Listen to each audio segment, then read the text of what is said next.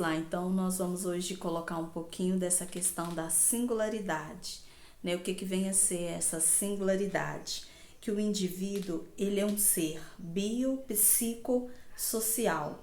Bio porque somos biológicos, temos toda uma máquina, um funcionamento biológico. Psíquico, que agimos com o nosso psicológico, que o indivíduo ele tem os seus pensamentos psicológicos.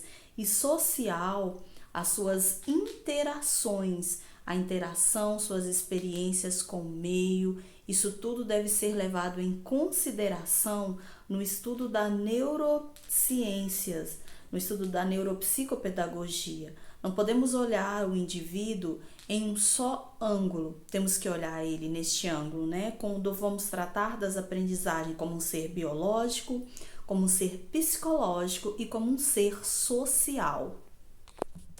O tema que eu escolhi foi singularidade e eu vou ler um texto que eu escrevi há um tempo atrás que eu acho pertinente.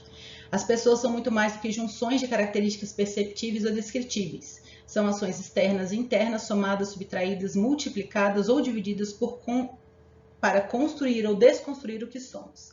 A complexidade e riqueza que formam uma personalidade não conseguirão ser tratadas em linhas. Diante disso, eu trago para vocês o CIF, que é a Classificação Internacional de Funcionalidade e Capacidade de Saúde, que trata justamente de características, né? Do que o indivíduo apresenta para nós. Então, ele usa critério da funcionalidade do corpo e incapacidade do ambiente na aceitação desse corpo para participação. Então, ele faz uma divisão em duas partes, da funcionalidade e incapacidade do corpo, que aqui trata das funções, sistema orgânico, estrutura do corpo, perspectiva individual e perspectiva social desse corpo, e a parte 2 que não nos interessa enquanto singularidade. Mas o que é a singularidade? É entender que somos seres complexos, logo não é uma característica que nos define. Que possuímos múltiplas funções, que por vezes umas são dependentes de outras e que nem sempre nossas características internas, físicas ou psíquicas, são definidas externamente. Então, a singularidade, ela trata de entender que um ser é muito mais do que as características que ele apresenta. Ele é, além dessas características apresentadas, aquelas que são intrínsecas, aquelas que estão internas e a forma como eu, indivíduo, reajo diante das características que eu tenho e do que o ambiente me apresenta. Então, nós, enquanto psicopedagogos e pedagogos, temos como ação, diante da singularidade, o entendimento de que não é possível prever o desafio de tratar com um singular, mas sim de encontrar a melhor forma de ação diante desse ser. E a nossa definição e nossa escolha tem que ser sempre pelo aprendizado. Então, independente da singularidade dele, o aprendizado ele tem que acontecer.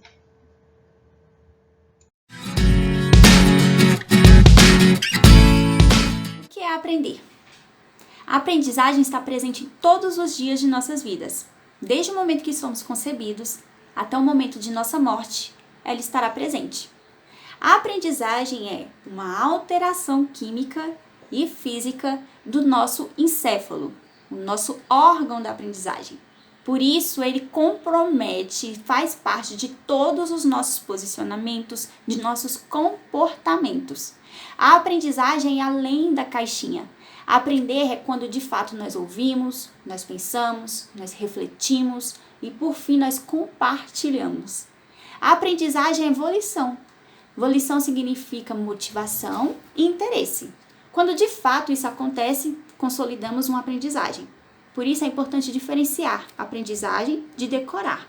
Nós, seres humanos, estamos em constante evolução e em caminho para o melhor sentido de nossas vidas. Por isso que um simples decoreba não basta. É o aprender. Aprender é um ato cerebral. Aprender precisa ser igual a mudar. Mudar em muitas áreas de nossas vidas. Aprender é adquirir conhecimentos. Associamos o conceito à capacidade de adquirir algum tipo de conhecimento. Esse processo ocorre de diferentes maneiras. As condições para a aprendizagem, buscamos compreender que o aprendizado escolar não é inato. Otimizar o potencial de aprendizagem da criança. Experiências multissensoriais desde o ensino infantil. Mediação no processo de estimulação cognitiva estruturada. Planejamentos e estratégias de ensinos estruturados, estimulantes e desafiadores. Isso se faz aprendizagem. A aprendizagem precisa envolver emoções mais prazer.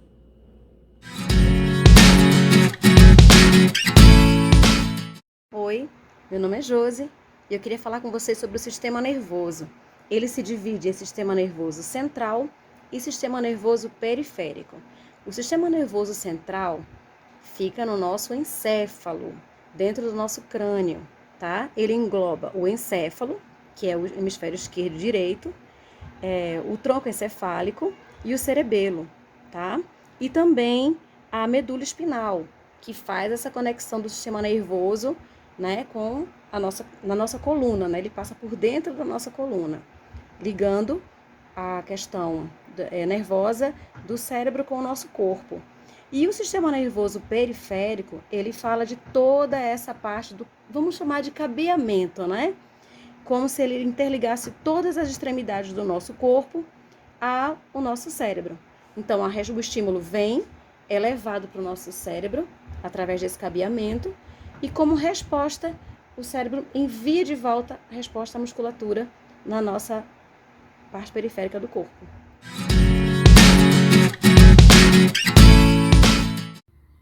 Gente, eu fiz um desenho aqui do cérebro, né, e dos lobos para tentar explicar, mas aí tá espelhado, mas eu vou explicar mesmo assim para vocês, tá bom? Então, nós temos aqui o lobo frontal, que tá na cor rosa, o temporal verde, o parietal ali no amarelo e o occipital no azul e o sistema límbico. A função de cada um, então, no frontal nós temos os movimentos físicos, os pensamentos, a memória e a fala. Já no parietal, ele é responsável pela percepção espacial e também pela percepção das sensações de dor, de calor, de frio. O lóbulo temporal, ele já é responsável pelos estímulos auditivos, tá bom? E o lóbulo occipital, ele é responsável pela percepção visual. Já o sistema límbico, ele fica aí responsável pelas emoções, pelos sentimentos, que está totalmente ligada com a questão da aprendizagem, tá bom? Pelo encéfalo que processamos nossos aprendizados. Junto com a medula espinhal, ele compõe o sistema nervoso central e é protegido pela caixa craniana. É formado por 3 estruturas anatômicas básicas, que são cérebro, cerebelo e tronco encefálico. O tronco encefálico é formado pelo mesencéfalo, pela ponte e pelo bulbo. O cerebelo também é chamado de pequeno cérebro. E o cérebro, por sua vez, é dividido em hemisfério direito e hemisfério esquerdo. Sua estrutura mais externa é chamada de córtex e é formado por uma substância cinzenta, enquanto a mais interna é formada por uma massa branca, onde temos as extensões axonais e a bainha de mielina. Temos também, no cérebro, os lobos e os sulcos cerebrais. Então, vamos falar um pouco do que aprendemos nas aulas e eu irei falar um pouco do encéfalo. O encéfalo, ele é uma região que pertence ao nosso sistema nervoso. Ele é composto pelo cérebro, o cerebelo e o tronco encefálico. Ele é responsável pelas nossas memórias, linguagem, emoções, a nossa aprendizagem. Ele é responsável por pegar as nossas informações, captar as nossas informações, né, processá-las no nosso sistema nervoso e analisar se aquela aprendizagem, se aquela aprendizagem que tivemos, se ela realmente foi significativa ou não. Se ela foi significativa, ela vai para a nossa memória de longo prazo. Se ela não foi significativa, ela vai para a nossa memória de curto prazo e com o tempo ela não estará mais lá. Turma, meu nome é Aida, vou falar sobre o encéfalo. Então, o encéfalo é uma região que pertence ao sistema nervoso, pesa aproximadamente 1,4 kg. Sua função principal é processar e integrar as informações nervosas do corpo humano. Ele é composto por prosencéfalo, mesencéfalo e robencéfalo. prosencéfalo prosencéfalo compõe o telencéfalo e o diencéfalo. O telencéfalo está o hemisfério direito e esquerdo, e diencéfalo o tálamo e hipotálamo. Ambos compõem o cérebro. O mesencéfalo fica logo abaixo ao diencéfalo e é parte do tronco encefálico. Ele tem uma ligação direta com o sistema límbico, e também produz uma grande quantidade de dopamina. Responsável pela atenção, coordenação. E o roboencéfalo, ele tem a ponte, o cerebreiro e o bulbo. A ponte e o bulbo, eles são responsáveis por funções vegetativas e o cerebelo pelas funções motoras. Um beijo.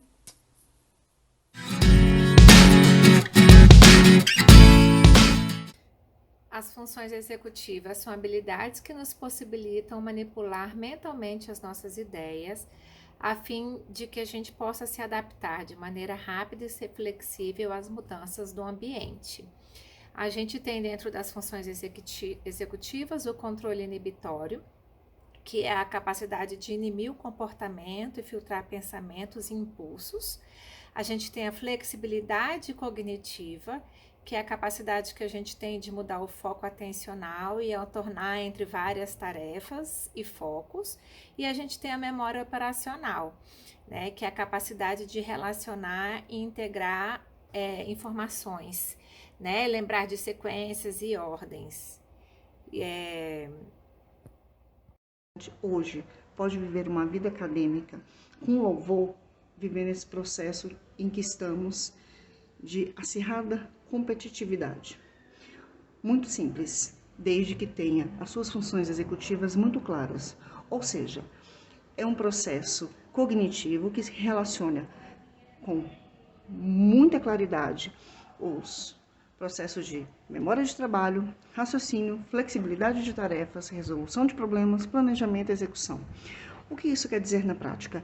Que o mesmo precisa ter intrinsecamente ligado um conjunto de habilidades necessárias para que ele consiga controlar mentalmente a sua saúde mental e a sua vida funcional. A partir desse interim, o mesmo conseguirá desenvolver-se cognitivamente e ter as suas habilidades e competências desenvolvidas com fluidez. Olá pessoal, eu compreendi que as funções executivas elas são um conjunto amplo de habilidades necessárias, né, para o controle da nossa saúde mental e da nossa vida funcional. Então, é através dessas funções que as pessoas pensam, que as pessoas se organizam e que as pessoas executam as suas atividades. Então, essas funções executivas, elas são responsáveis também pela memória de trabalho, pelo controle inibitório, pela nossa flexibilidade cognitiva. Então, tudo que envolve, né, o nosso dia a dia, a nossa tomada de decisões, é tudo controlado por essas funções executivas, né? Então, assim, desde a educação infantil, essas funções executivas, elas devem ser trabalhadas na criança, né, através de atividades lúdicas, né, que tenham como objetivo a memorização, resolução de problemas, o foco, a atenção, a persistência. Então, quanto mais trabalhadas essas funções executivas, melhor ela vai ser desenvolvida nessas crianças, tá bom? As funções cognitivas são habilidades que permitem o controle de comportamento, da emoção e da ação. São 4: atenção, memória de trabalho, controle inibitório, flexibilidade cognitiva. A atenção, ela elimina os distratores para que a gente foque naquele assunto que está sendo apresentado e que ele tenha sentido e significado. A memória de trabalho, ela retém a informação por um tempo. O controle inibitório é a capacidade de inibir o comportamento inapropriado ou impulsivo. A flexibilidade cognitiva é a capacidade de se adaptar à nova forma de pensar, de mudar de comportamento. A atenção é fundamental para o aprendizado, mas as funções executivas, todas elas juntas, elas são essenciais para o aprendizado eficaz. As melhores formas de estimular as funções executivas são com exercício físico, através de dança, música, jogos. E é isso.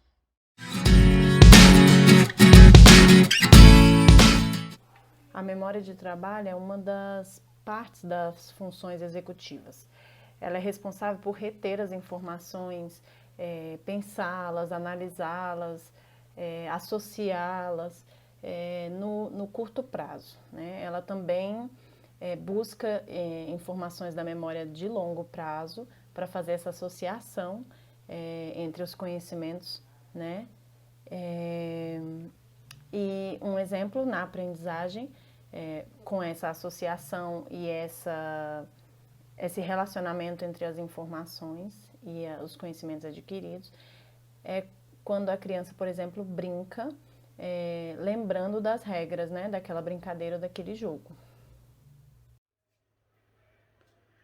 A memória de trabalho é também chamada memória de curto prazo.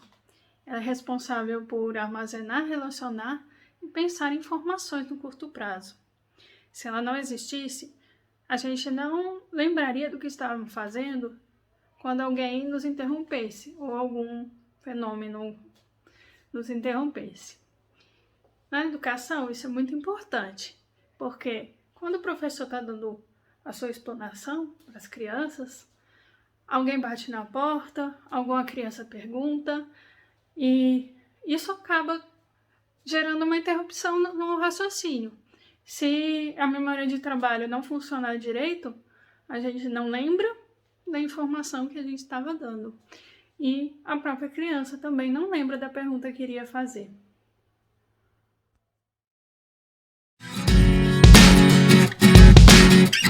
Controle inibitório.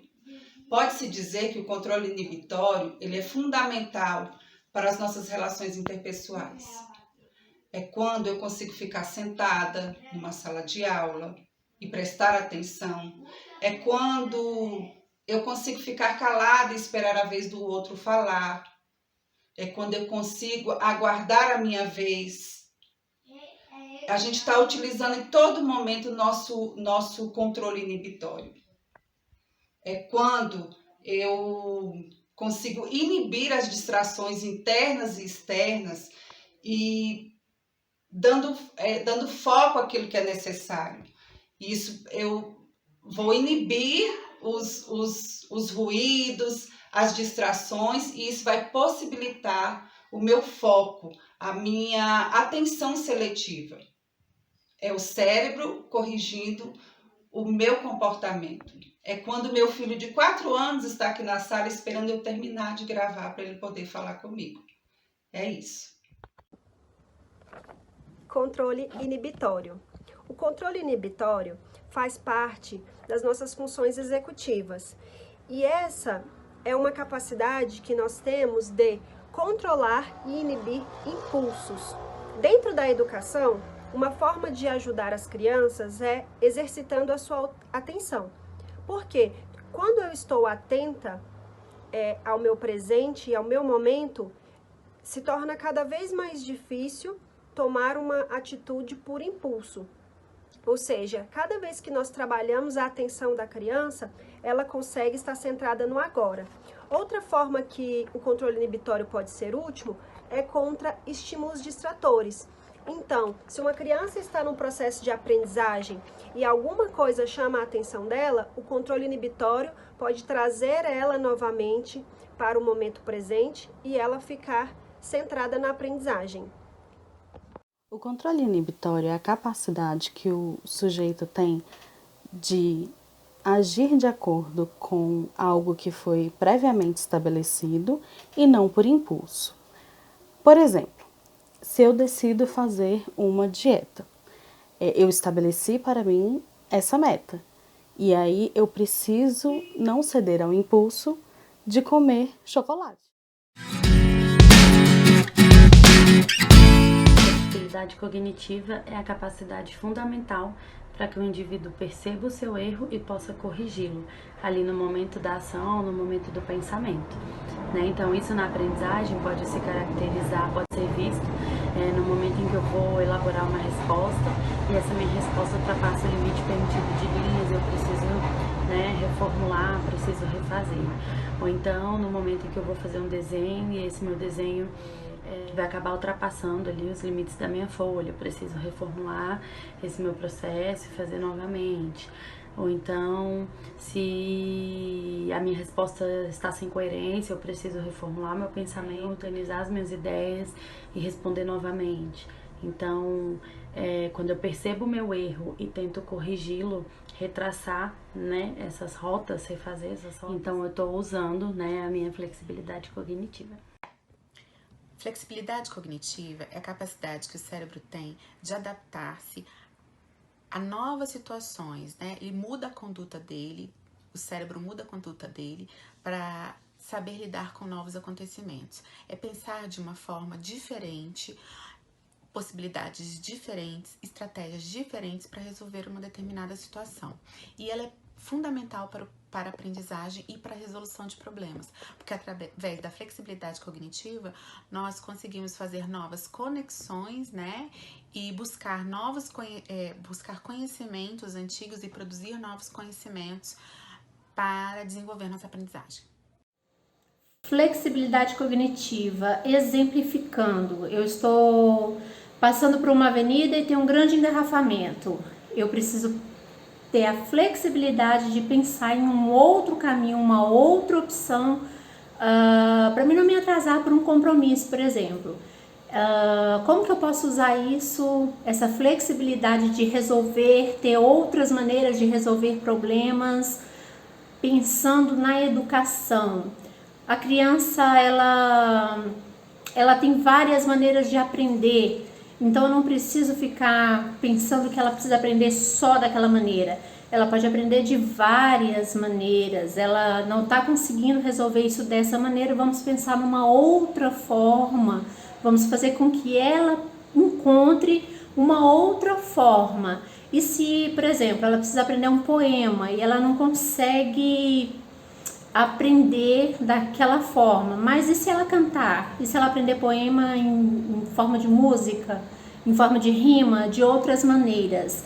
É uma flexibilização.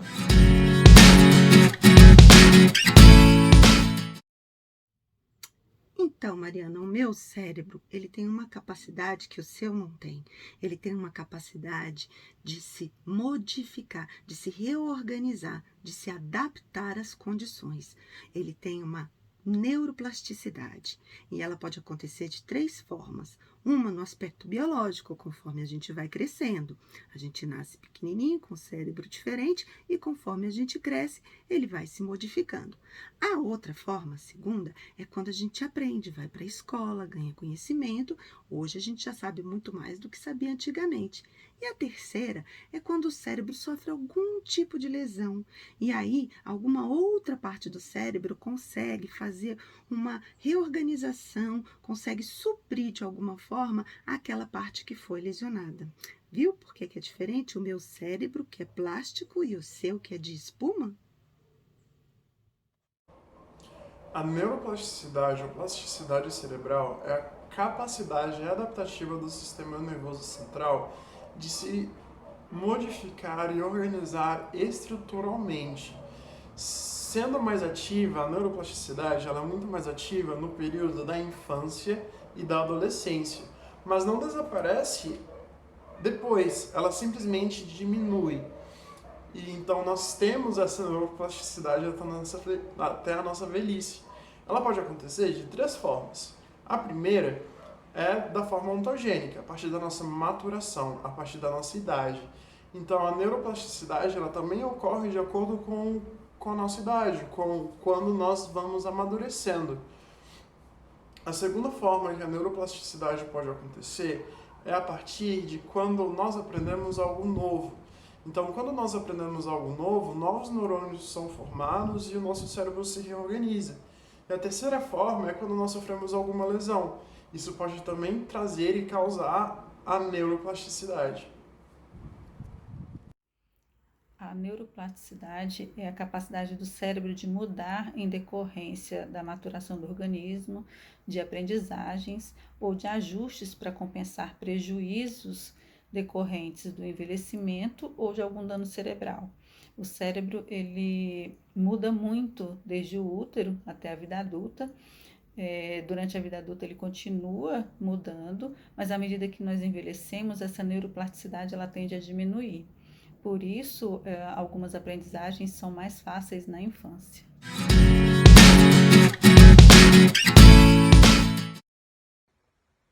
Eu venho aqui falar sobre a apoptose, que seria a morte do neurônio. É uma morte programada, digamos assim. Ela não é como a necrose, por exemplo, que é uma morte provocada por lesão. A apoptose, sim, é uma morte programada daqueles neurônios que não estão sendo muito utilizados. O que acontece é que esse neurônio, ele é colocado em membranas, né? Ele é compactado, colocado em membranas e depois o sistema imunológico vai lá e pega essas membranas como se fosse recolhendo o lixo. Oi, boa tarde. Eu vim falar um pouco sobre a apoptose. E o que eu entendi, a apoptose é uma morte celular que o nosso próprio organismo faz. Isso para manter o nosso organismo e o nosso sistema saudáveis. É um fenômeno que acontece, que é saudável, que não é nada fora do normal. E que eu vi também que diariamente, 60 bilhões morrem no nosso corpo de células. Mas isso é o nosso próprio organismo que faz. É natural, é como se fosse um fenômeno, né? Tchau. Neurogênese é um processo de formação de novos neurônios nos seres vivos. Ela acontece durante toda a vida adulta, e não só na vida adulta, na vida infantil e até na vida adulta. Diariamente nós produzimos milhares de células e algumas delas são os neurônios, que se juntam ao nosso sistema nervoso central e assim fazem todo o processo da neurogênese. De acordo com alguns cientistas, nós podemos ter algumas atitudes na vida diária que pode produzir mais esses neurônios e fazer com que eles possam durar mais no nosso cérebro. Uma delas é aprender coisas novas, mas não coisas superficiais, e sim coisas que exijam maior esforço mental. E outras que podem também fazer com que esses neurônios sejam produzidos com maior intensidade, que é práticas esportivas, alimentação, vida sexual ativa e outras coisas mais. O corpo humano está sempre em renovação. Continuamente produzimos novas células para repor as antigas ou as danificadas. Será que isso acontece com todos os nossos neurônios? Parece que sim. Neurogênese é um processo de formação de nossos neurônios. Antigamente pensava-se que só acontecia apenas durante a gestação e que nascíamos com quase todos os nossos neurônios. Mas, atualmente, há evidências que a neurogênese ocorre também durante a vida adulta, em áreas específicas do nosso cérebro, como, por exemplo, no hipocampo, que é uma estrutura relacionada ao aprendizado e à memória. Neurogênese é a capacidade que o cérebro tem de produzir neurônios novos. Esse processo ele acontece ao longo de toda a vida, com maior intensidade no início, e essa quantidade vai sendo diminuída ao longo dos anos.